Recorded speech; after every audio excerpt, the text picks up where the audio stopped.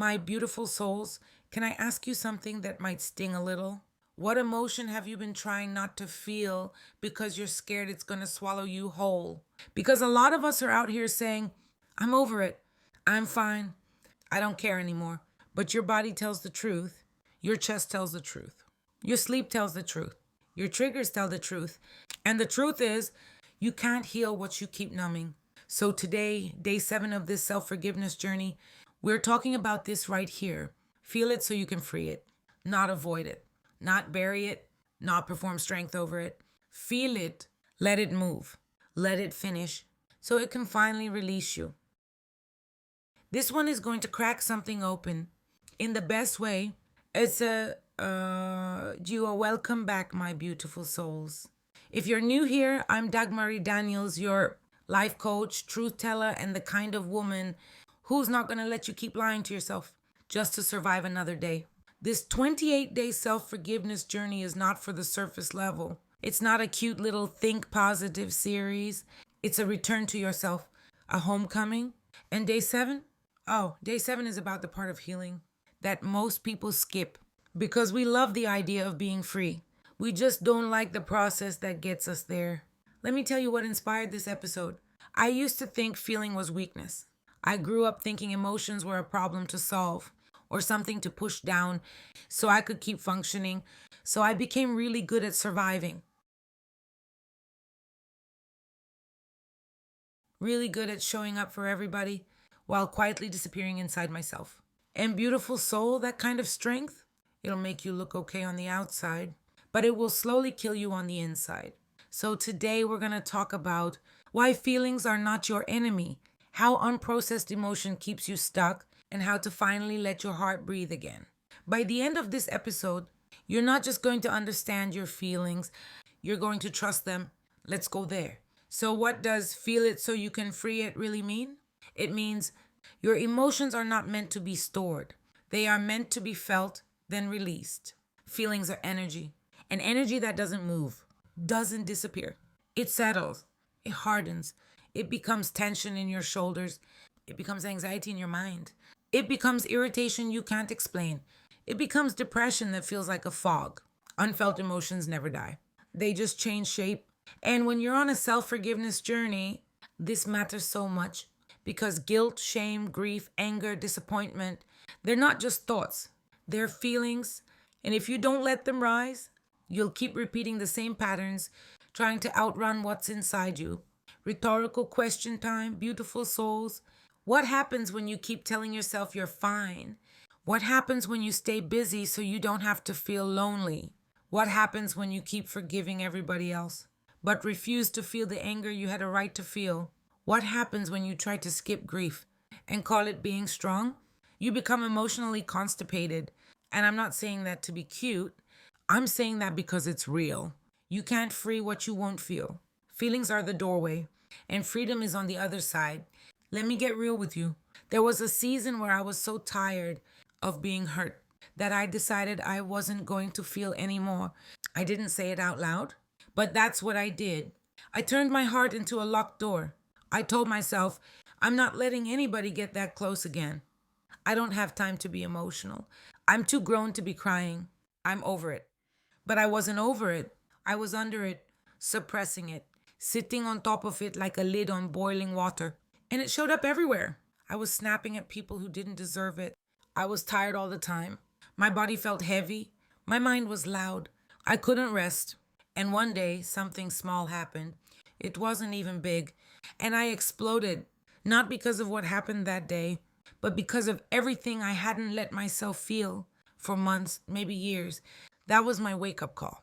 I realized I wasn't strong. I was stuffed. I was emotionally hoarding pain, like I was scared to throw it away.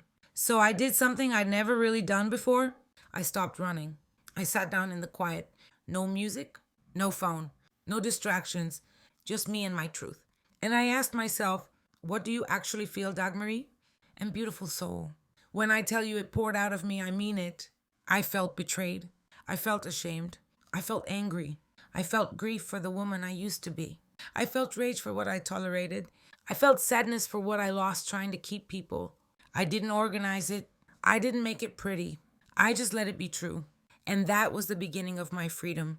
Because the moment I gave myself permission to feel, my body stopped screaming for attention. The anxiety eased, the tension softened. The resentment started to melt, not overnight, but it started. Here's the takeaway, beautiful soul. Your feelings aren't trying to hurt you, they're trying to help you. They're the smoke alarm, not the fire. All right, my beautiful soul. Let's make this something you can do. Here's the step-by-step way to feel it so you can free it. Step 1, create a safe space to feel. This matters. You can't process emotions in survival mode. So pick a time where you're not rushed, not multitasking, not trying to be productive. Even if it's 10 minutes, sit, breathe, let your body know it's safe to be honest right now. Step 2, name the emotion instead of the story. We're used to telling stories like, they did this. I can't believe that happened. I should have known. But go deeper. Ask what emotion is living under that story. Is it grief, anger, fear, disappointment, shame, loneliness, regret? Naming it helps your nervous system calm down because your body finally knows you're listening. Step 3, located in your body. Emotions are physical, beautiful soul. Ask, where do I feel this right now? Is it tight in my chest? Heavy in my stomach? Hot in my throat? Buzzing in my hands? Put your hand there, not to fix it, just to witness it. Step 4, let it move, cry, shake, breathe, write. Whatever your body wants to do, that isn't harmful, let it do it. Cry until the sob becomes a breath. Write until the truth runs out. Shake out your arms if you feel restless. Take deep breaths if your chest is tight. You're not being dramatic. You're being human. Step 5, say what you needed to say then. This is powerful. Speak to your younger self. Speak to the version of you who was scared. Speak to the part of you that stayed quiet. Say, you didn't deserve that. I'm sorry you had to carry that alone. I see you now. I'm here with you. That's where healing lands. Step 6, end with softness. After you feel, don't just jump up and run. Close the moment gently. Take a sip of water. Put on a calm song. Wrap yourself in a blanket. Whisper, thank you for telling the truth. You're teaching your body that feeling is safe. Now let's talk about what changes when you actually do this. When you feel it so you can free it, your triggers stop running your life. You stop reacting from old wounds. You start choosing from clarity, not chaos. Your body becomes lighter. Your mind becomes quieter.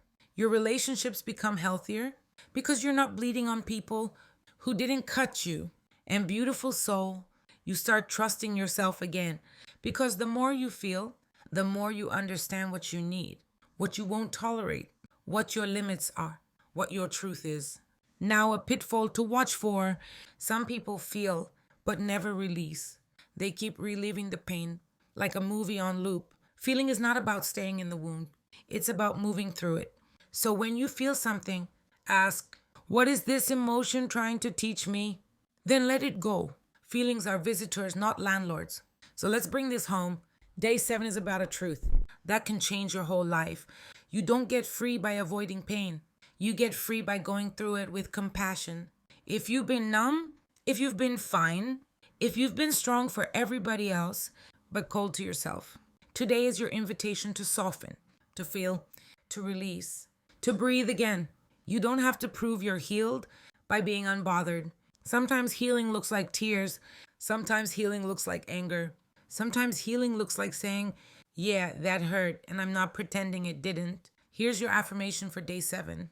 Say it with me. I allow myself to feel what is true. Emotions are safe in my body, and every feeling I honor brings me closer to freedom. Pause, breathe that in. Beautiful soul, your feelings are not here to drown you. They're here to deliver you. Thank you for being here with me today, my love. Thank you for letting this be your safe space to feel without judgment.